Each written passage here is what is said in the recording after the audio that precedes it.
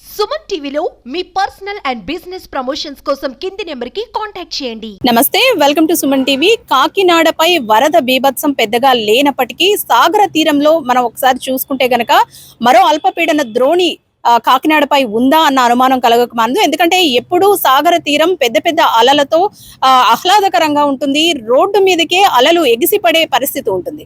మనం ఎప్పుడు చూసుకోవచ్చు, చిన్నపాటి వర్షానికే రోడ్లన్నీ కూడా ఉప్పాడ వరకు వెళ్లే రోడ్ అంతా కూడా కోతకు గురయ్యే పరిస్థితి మనం ఎప్పుడు చూస్తూనే ఉంటాం. అలాంటిది ఒక్కసారిగా సముద్రం దాదాపు 25 నుంచి 30 అడుగుల లోతుకు వెళ్ళిందంటే మరో అల్పపీడనం ఏమైనా ఉందా, లేదంటే ఏదైనా పెను ఉపద్రవం ముంచుకొస్తుందా అన్న అనుమానాలు అయితే కలగక మానవు. ఇప్పటికే వాతావరణ శాఖ మరో అల్పపీడనం ఉంది అని స్పష్టమైన క్లారిటీ ఇచ్చినప్పటికీ అది ఏ ప్రాంతం మీద ఉంది అనేది కూడా స్పష్టమైన క్లారిటీ అయితే లేదు. ప్రస్తుతం సాగర తీరంలో అయితే ఆహ్లాదకర వాతావరణం ఉన్నప్పటికీ సముద్రం బాగా వెనక్కి వెళ్లడంతో చాలా మంది ప్రకృతి ప్రేమికులు కూడా ఏదైనా ఉపద్రవం ముంచుకు వస్తుందా అన్న అనుమానాలను అయితే వ్యక్తం చేస్తూ ఉన్నారు.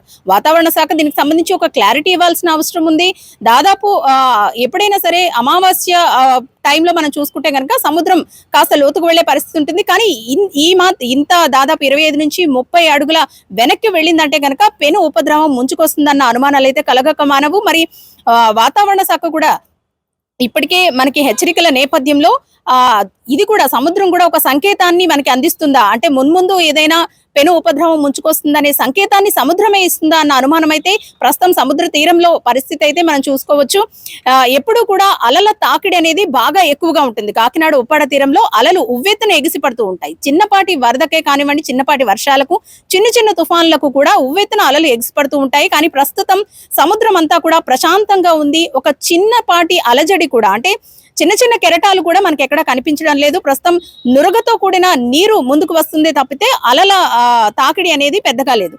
అంటే ఉవ్వెత్తున ఎగసిపడకపోయినా చిన్న చిన్న అలలు కూడా మనకి ఎక్కడ కనిపించకపోవడంతో ప్రస్తుతం చాలా మంది సాగర తీరానికి చేరుకొని చిన్నపిల్లలతో సహా ఎంజాయ్ చేస్తున్న పరిస్థితి. అయితే ఇది పెను ఉపద్రవానికి సంకేతమా అన్న అనుమానాలు ఉన్న నేపథ్యంలో వాతావరణ శాఖ కూడా ఒక హెచ్చరిక అనేది పాస్ చేస్తే గనక చాలా మంది సాగర తీరానికి వచ్చి నీరు వెనక్కి ఉండడంతో ఎంజాయ్ చేస్తున్న పరిస్థితి ఉంది. కాబట్టి ఏదైనా ప్రమాదం పొంచుకు వచ్చే అవకాశం ఉంటే గనక ముందే వాతావరణ శాఖ హెచ్చరికలు చేయడం మంచిదంటూ కూడా చాలా మంది చెబుతున్నారు. ఇప్పటికే మత్స్యకారులందరూ కూడా వేటకు వెళ్ళలేని పరిస్థితి. ఎంతో మంది మత్స్యకారులు వేటను నిలిపివేసిన పరిస్థితి. అయితే వేటకు ఎవరు వెళ్లొద్దంటూ కూడా ఇప్పటికే కలెక్టర్ చగిలి షణ్మోహన్ ఆదేశాల నేపథ్యంలో ఎవరు కూడా వేటకు వెళ్ళని పరిస్థితి. మత్స్యకారులు కూడా ఎక్కువగా ఆటుపోట్లను ఎదుర్కొనేది మత్స్యకారులే కాబట్టి వారు కూడా దీనిపై ఒక సంకేతాన్ని అయితే ఇవ్వలేకపోతున్నారు. ఎప్పుడు కూడా ఇలాంటి పరిస్థితి కాకినాడ తీరంలో చూడలేదంటూ కూడా మత్స్యకారులు చెబుతున్నారు. నురగతో కూడిన నీరు రావడంతో పాటు అలల తాకిడి అనేది లేకపోవడంతో ఒక అనుమానం అయితే క్రియేట్ చేస్తోంది. మరో ఉపద్రవం కాకినాడకి ముంచెత్తి ఉందా అన్న అనుమానం కలగకమాడదు. కానీ పెద్ద పెద్ద తుఫాన్లు, వరదలు వచ్చినప్పటికీ కూడా కాకినాడపై పెద్దగా ప్రభావం చూపించదు.